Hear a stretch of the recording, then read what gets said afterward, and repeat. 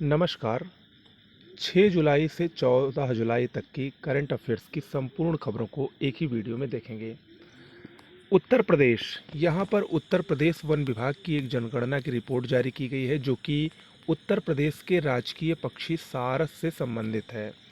देखिए, इसमें यह बताया गया है कि वर्तमान यानी 2024 में उत्तर प्रदेश में सारस की संख्या 19,918 है, जो कि पिछले वर्ष से 396 सारस की वृद्धि यानी बढ़ोतरी को दर्शा रहा है।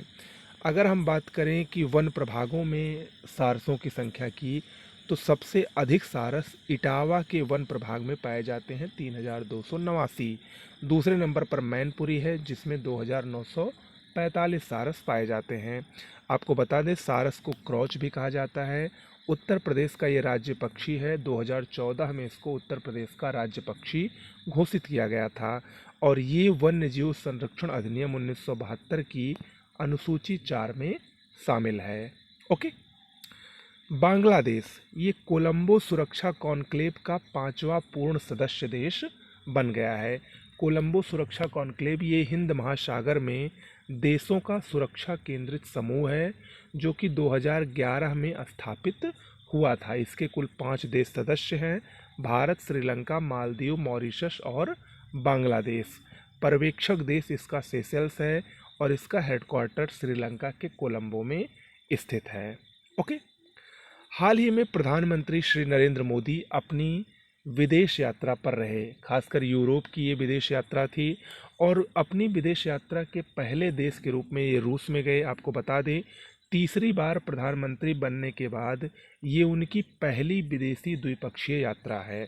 इससे पहले G7 सम्मेलन में इटली गए थे, लेकिन चूंकि G7 में कई सारे देश शामिल थे इसलिए उसको द्विपक्षीय हम नहीं कह सकते हैं। तो ये उनकी पहली द्विपक्षीय यात्रा थी और वहाँ पर प्रधानमंत्री मोदी को रूस के सर्वोच्च सम्मान the order of Saint Andrew the Apostle से सम्मानित किया गया। ठीक है।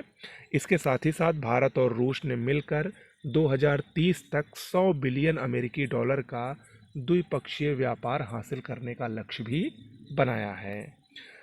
दूसरा जो यूरोपीय देश था ऑस्ट्रिया, वहाँ पर प्रधानमंत्री नरेंद्र मोदी ने यात्रा की और आपको बता दें, पिछले 41 वर्षों में ऑस्ट्रिया जाने वाले पहले भारतीय पीएम प्रधानमंत्री बने हैं।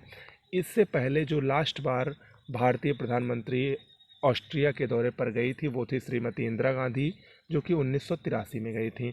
और आपको बता दें, ऑस्ट्रिया अब तक भारत के कुल 3 ही प्रधानमंत्री गए हैं: पंडित जवाहरलाल नेहरू, इंदिरा गांधी और अब नरेंद्र मोदी। ऑस्ट्रिया एक यूरोपीय लैंडलॉक्ड कंट्री है। यूरोपीय संघ का यह सदस्य है। इसकी राजधानी वियना है और इसके राष्ट्रपति एलेक्जेंडर वान डेर बेलेन है। ओके। विश्व जनसंख्या दिवस, 11 जुलाई को विश्व जनसंख्या दिवस मनाया जाता है। 1989 में यूएनडीपी यानी संयुक्त राष्ट्र विकास कार्यक्रम द्वारा इसको स्थापित किया गया था, जबकि 1990 में पहली बार विश्व जनसंख्या दिवस मनाया गया। 2024 की विश्व जनसंख्या दिवस की थीम है किसी को पीछे ना छोड़ना, सभी की गिनती करना। ओके। अंतर्राष्ट्रीय सहकारिता दिवस, ये 6 जुलाई को मनाया गया। जुलाई के प्रथम शनिवार को ये मनाया जाता है। आपको बता दें, इस वर्ष की थीम रखी गई थी सहकारिता सभी के लिए बेहतर भविष्य का निर्माण करती है। 1923 में वैसे तो इसकी शुरुआत हुई थी एक संगठन द्वारा, लेकिन 1995 में इसको यूनाइटेड नेशन ने मान्यता दी और 2005 में पहली बार अंतर्राष्ट्रीय सहकारिता दिवस मनाया गया था। ओके। बजाज, जो कि एक ऑटो कंपनी है, ऑटोमोबाइल बनाती है, विश्व की पहली सीएनजी बाइक इसने लॉन्च की है। ठीक है। इसका नाम रखा गया है फ्रीडम। किसने? बजाज कंपनी ने। जोरावर, ये चर्चा में है।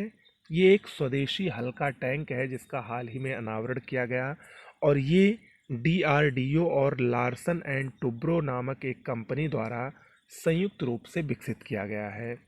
उच्च ऊंचाई वाले वातावरण में सैन्य क्षमता को बढ़ाने के लिए इस टैंक का अनावरण किया गया है जिसका नाम है जोरावर। मोस्ट इम्पॉर्टेंट है। मसूद पेजेशकियन, नाम याद रखिएगा, पूछ सकता है। ईरान के नए राष्ट्रपति ये बने हैं। आपको बता दें, इब्राहिम रईसी का इन्होंने स्थान लिया है, जिनका विगत दिनों कुछ दिनों पहले हेलीकॉप्टर क्रैश दुर्घटना में निधन हो गया था। तो उसके बाद से राष्ट्रपति पद खाली पड़ा था, तो वहाँ पर मसूद पेजेशकियन ये ईरान के नए राष्ट्रपति अब चुने गए हैं। ओके। आईसीसी ने अपने प्लेयर ऑफ द मंथ का जो पुरस्कार है वो घोषित कर दिया है जून 2024 के लिए, और इसमें महिला और पुरुष दोनों में ही भारतीय खिलाड़ी को जगह दी गई है। जून का ICC player of the month का पुरस्कार पुरुषों में भारतीय टीम के स्टार गेंदबाज जसप्रीत बुमराह ने जीता है, जबकि महिलाओं में भारतीय क्रिकेट टीम की स्टार प्लेयर स्मृति मंधाना को मिला है ये। ओके, तो याद रखिएगा। रोशनी नादर ये HCL टेक्नोलॉजी के अध्यक्ष हैं। चर्चा में है क्योंकि इनको फ्रांस का सर्वोच्च नागरिक पुरस्कार दिया गया है, और उस पुरस्कार का नाम है Knight of the National Order of the French Legion of Honour. इससे सम्मानित किया गया है रोशनी नादर को। गगन नारंग निशानेबाज है, भारतीय निशानेबाज हैं। चर्चा में है क्योंकि ये पेरिस ओलंपिक के सेफ डी मिशन नियुक्त किए गए हैं। आपको बता दें, पहले पेरिस ओलंपिक जो कि 26 जुलाई से अगस्त 2024 के बीच में होगा, इसमें सेफ डी मिशन पहले मैरी कॉम को नियुक्त किया गया था, लेकिन किन्हीं कारणों उन्होंने अपना नाम वापस ले लिया, तो अब गगन नारंग को सेफ डी मिशन नियुक्त किया गया है। सेफ डी मिशन ये बहुत ही महत्वपूर्ण पद होता है, और ये जो भारत का ओलंपिक का दल जाएगा, मिशन जाएगा, उसका ये प्रमुख होता है। Okay. Deputy chef D mission Shiva Keshavan होंगे, और आपको बता दें उद्घाटन समारोह में भारतीय टीम के ध्वजवाहक शरत कमल जो कि टेबल टेनिस खिलाड़ी हैं और पीवी सिंधु जो कि बैडमिंटन खिलाड़ी हैं, वो उद्घाटन में ध्वजवाहक बनेगी। ओके।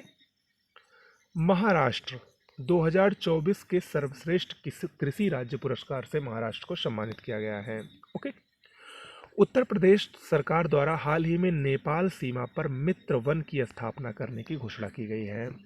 उत्तर प्रदेश और नेपाल सीमा पर हरियाली बढ़ाने के उद्देश्य से 35 जिलों में जो उससे सटे हैं, वहां पर 35 करोड़ पौधे लगाने की घोषणा की गई है। किसके द्वारा? उत्तर प्रदेश सरकार के द्वारा। बेलारूस, नाम याद रखिएगा, संघाई सहयोग संगठन का ये 10वां सदस्य बन गया है। इससे पहले पिछले वर्ष 9वां सदस्य ईरान बना था, और अब 10वां सदस्य बेलारूस बन गया है। अभी हाल ही में 4 जुलाई को 24वां जो संघाई सहयोग संगठन का सम्मेलन था वो कजाकिस्तान की राजधानी अस्ताना में संपन्न हुआ। वहां पर बेलारूस को 10वें सदस्य के रूप में घोषित किया गया। आपको बता दें, संघाई सहयोग संगठन 2001 में स्थापित हुआ था। इसका हेडक्वार्टर चीन की राजधानी बीजिंग में है। हाथरस भगदड़ जांच आयोग 3 जुलाई को एक सत्संग पूरा होने के बाद लौटते समय लगभग 121 लोगों की मौत हो गई थी उत्तर प्रदेश के हाथरस में।